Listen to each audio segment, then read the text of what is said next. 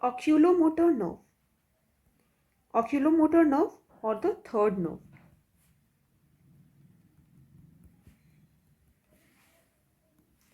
हम लोग सबसे पहले डिस्कस करेंगे इसका distribution.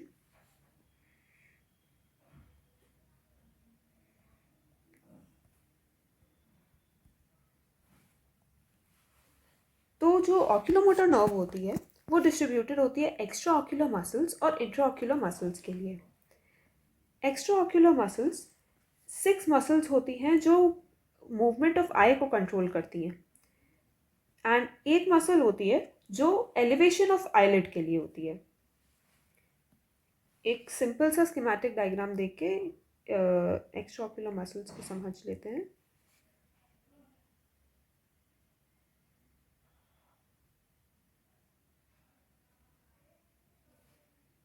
Now this is a आई. तो इसमें ये एरोज इंडिकेट कर रहे हैं कि आई की मूवमेंट की डायरेक्शन क्या है according to the muscle. Superior rectus, medial rectus, inferior rectus, superior oblique, lateral rectus and inferior oblique. superior oblique और inferior oblique की जो मूवमेंट की डायरेक्शन होती है वो नाम के कंपैरिजन में अपोजिट होती है.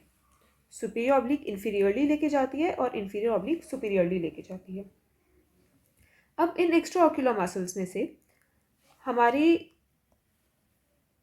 Superior rectus, middle rectus, inferior rectus और इन्फीरियर ऑब्लिक, ये 4 मसल्स थर्ड नर्व से सप्लाई की जाती हैं. इनके अलावा एक और मसल लेवाटो पैल्पेब्रे सुपीरियोरिस, ये रिस्पॉन्सिबल होती है एलिवेशन ऑफ आईलिड के लिए. ये भी एक एक्स्ट्रा ऑक्यूलर मसल है और थर्ड नर्व से सप्लाई होती है. इंट्रा ऑक्यूलर मसल्स तीन होती हैं. फर्स्ट है सिलियारिस, सेकेंड स्फिंक्टर प्यूपिले,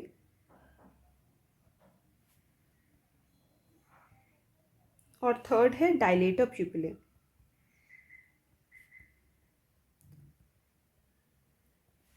डायलेटर प्यूपिले को सिंपैथेटिक सप्लाई जाता है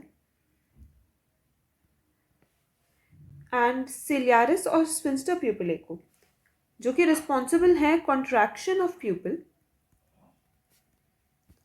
एंड अकोमोडेशन, इन दोनों को जाता है थर्ड नर्व से supply. So in short distribution में एक्स्ट्रा ऑक्यूलर मसल्स हैं जिसमें inferior oblique, superior rectus, medial rectus, inferior rectus, ciliaris, sphincter pupillae दोनों इंट्राऑक्यूलर मसल हैं, और लेवाटर पैल्पेब्रे सुपीरियोरिस एक्स्ट्राऑक्यूलर मसल. ये सब मसल्स हमारे सप्लाई होती हैं ऑक्यूलोमोटर नर्व से, मतलब थर्ड नर्व से. इसके बाद हम आ जाते हैं सेकेंड हेडिंग पे, जो कि है फंक्शनल कंपोनेंट्स. फंक्शनल कंपोनेंट्स में हम डिस्कस करेंगे कि कौन से कॉलम्स में थर्ड नर्व के न्यूक्लियस प्रेजेंट होते हैं. तो इसका फर्स्ट कॉलम होता है जनरल सोमैटिक इफरेंट.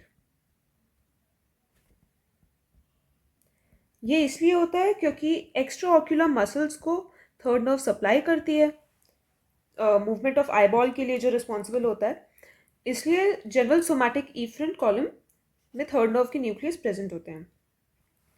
सेकेंड है जनरल विसरल इफरेंट. इसका मतलब है पैरासिम्पैथेटिक सप्लाई. कॉन्ट्रैक्शन ऑफ प्यूपिल और अकोमोडेशन के लिए थर्ड नर्व का फंक्शन होता है, और इसलिए जनरल विसरल इफरेंट कॉलम भी इसका फंक्शनल कंपोनेंट है. थर्ड है general somatic efferent.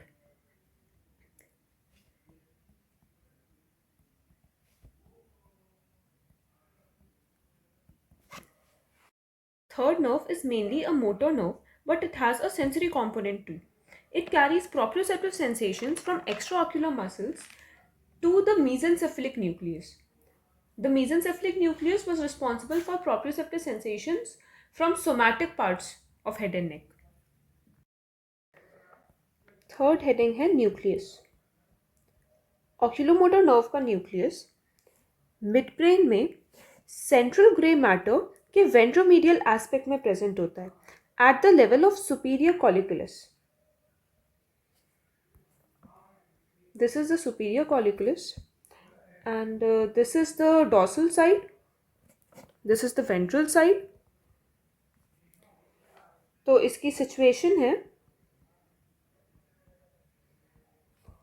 ventromedial part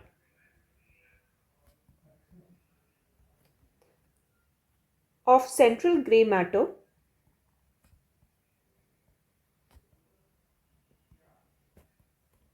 of midbrain at the level of superior colliculus. अब इस न्यूक्लियस के 3 पार्ट्स होते हैं. वो पार्ट्स क्या क्या होते हैं? The first part is the caudal part. Caudal part ventral voluntary part of levator palpebrae superioris के लिए होता है. उसके बाद जो सेकेंड पार्ट होता है वो एडिंगर वेस्टफॉल पार्ट होता है. एडिंगर वेस्टफॉल न्यूक्लियस वो होता है सिलियारिस और स्फिंक्टर प्यूपिले मसल्स के लिए.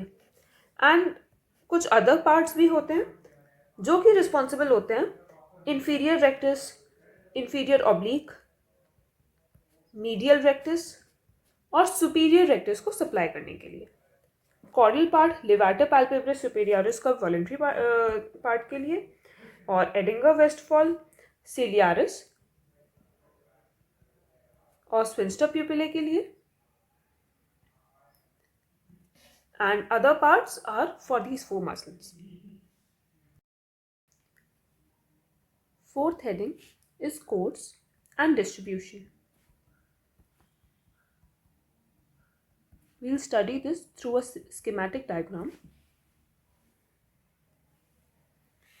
So this is the oculomotor nucleus. This is the midbrain at the level of superior colliculus. And this is the main oculomotor nucleus.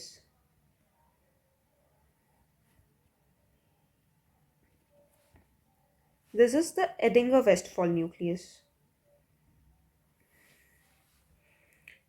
Here I have shown cavernous sinus. This is the superior orbital fissure. This is ciliary ganglion.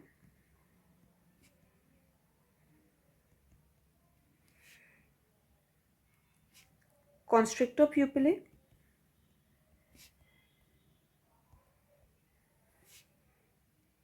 dilator pupillae,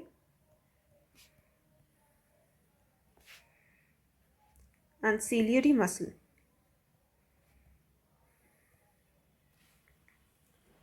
तो सबसे पहले हम लोग discuss करते हैं intraneural cords of the nerve. The nerve arises from the nucleus. Its main motor nucleus and the Edinger-Westphal nucleus passes ventrally through the tegmentum, red nucleus and substantia nigra. Here I have another diagram. This is the main third nerve nucleus and this is the midbrain. This part is crus cerebri. Here is present the substantia nigra. These are the red nucleus. The nerve arises and passes ventrally through the substantia nigra and then it reaches the interpeduncular cistern. Now this area here is called interpeduncular fossa, and when we consider it with the arachnoid matter. The arachnoid matter, which is something like enclosing the midbrain like this. then we say that this interpeduncular fossa is converted into interpeduncular cistern, and from here the nerve passes ventrally, in between the posterior cerebral artery and superior cerebellar artery. These two arteries are branches of the basilar artery. It passes ventrally and then it reaches the cavernous sinus. It pierces the posterior part of the roof of cavernous sinus, descends to the lateral wall. It descends to the lateral wall of cavernous sinus, and in the anterior part it divides in a smaller upper division and a larger lower division. कोई भी nerve जो posterior cranial fossa से originate करती है और orbit में जा रही होती है, like third nerve, fourth nerve और ऑफ्थैल्मिक नर्व, उसको कैवर्नस साइनस से पास करना ही पड़ता है, क्योंकि cavernous sinus superior orbital Fisher के जस्ट पोस्टीरियरली प्रेजेंट होता है. तो ऑर्बिट में जाने के लिए उसको कैवर्नस साइनस में से क्रॉस करना पड़ता है. The two divisions of the nerve enter the orbit through the middle part of superior orbital fissure. Now we'll see the relations. In the superior orbital fissure, nasociliary nerve is present in between the two divisions of the oculomotor nerve, and the abducent nerve is present in the infralateral relation of the oculomotor nerve.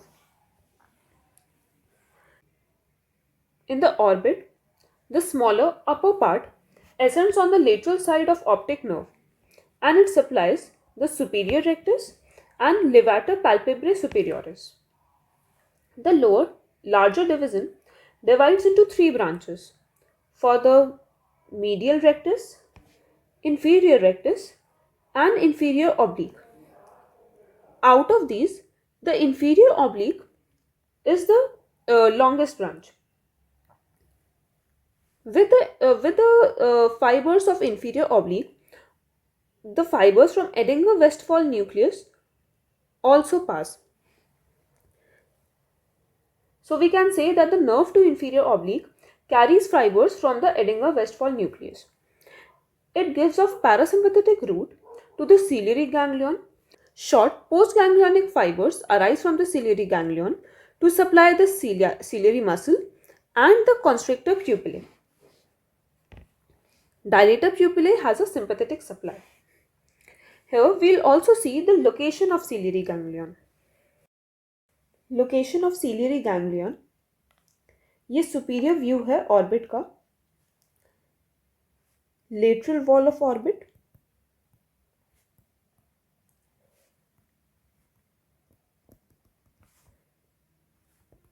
Medial wall.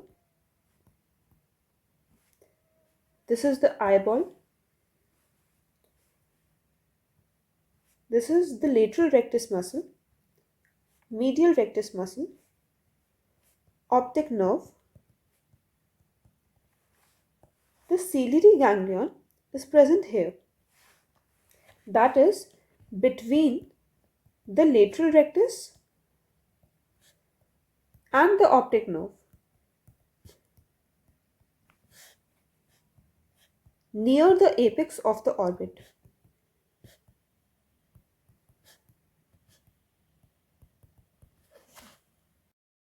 Oculomotor nerve का एक feature और है जो मुझे यहाँ पे discuss करना है.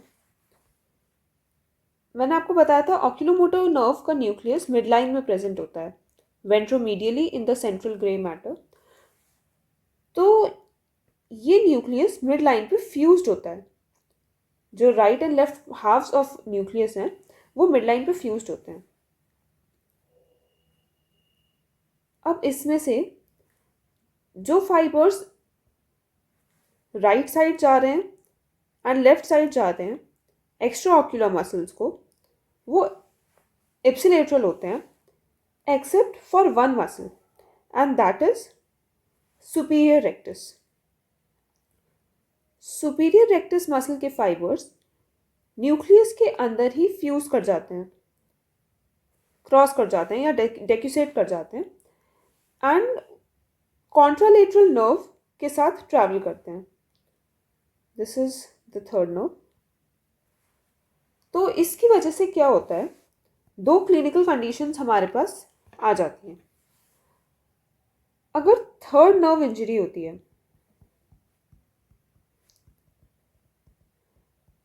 तो एप्सिलैटरल साइड की एक्स्ट्रा ऑक्यूलर मसल्स और एप्सिलैटरल सुपीरियर रेक्टस पैल्सी होगी।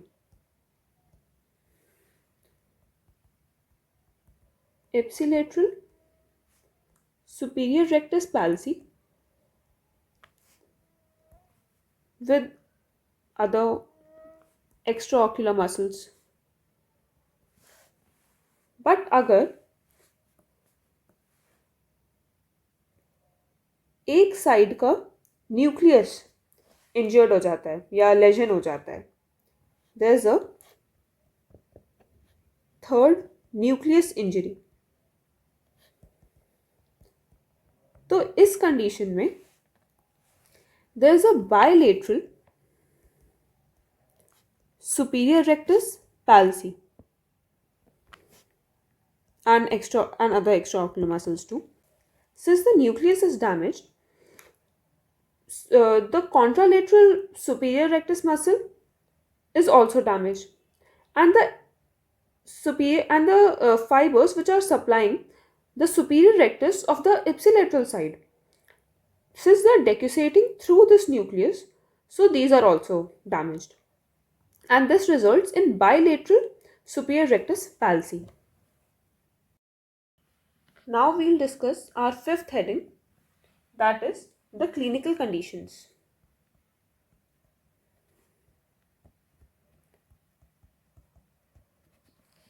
We have 5 clinical conditions. The first is complete and total paralysis of third nerve. Complete and total paralysis of third nerve. I'll tell you about 6 features of this condition. The first is ptosis, that is drooping of the upper eyelid, that is paralysis of voluntary part of levator palpebrae superioris. The second is lateral squint. Lateral squint. This means that the eyeball is turned downwards and laterally due to the unopposed actions of superior oblique and lateral rectus. These two muscles, that is the superior oblique and lateral rectus, are not supplied by the third nerve, so actions of these muscles is unopposed. Third is dilation of pupil.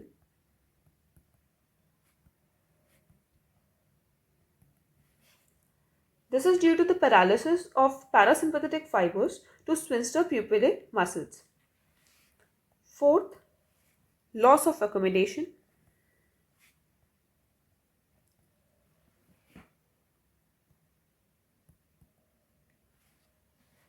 This is due to paralysis of ciliary muscles.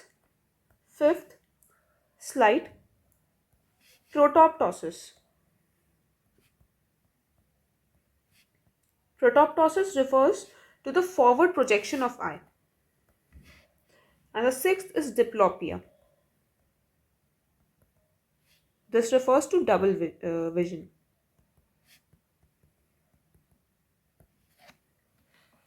Now, the second condition is Weber's syndrome.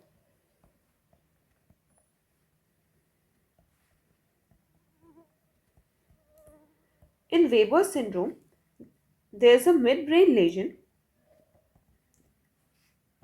leading to contralateral hemiplegia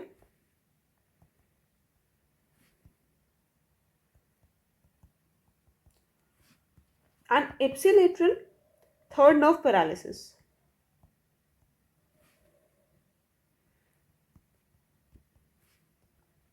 I'll discuss the details of this condition with the brainstem syndromes. Third condition is supranuclear paralysis of third nerve. Third nerve is connected to the cerebral cortex for conjugate movements of eyes. And if supranuclear paralysis of third nerve occurs, there is a loss of conjugate movements of eye. Fourth condition is compression of third nerve.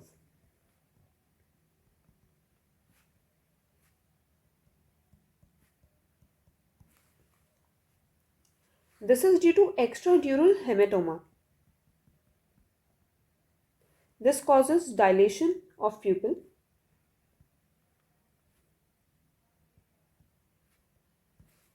Parasympathetic fibers lying superficial get affected first. Pupil dilates on the effective side and there is little response to light. The fifth condition is aneurysm. Aneurysm of two arteries. First being posterior cerebral artery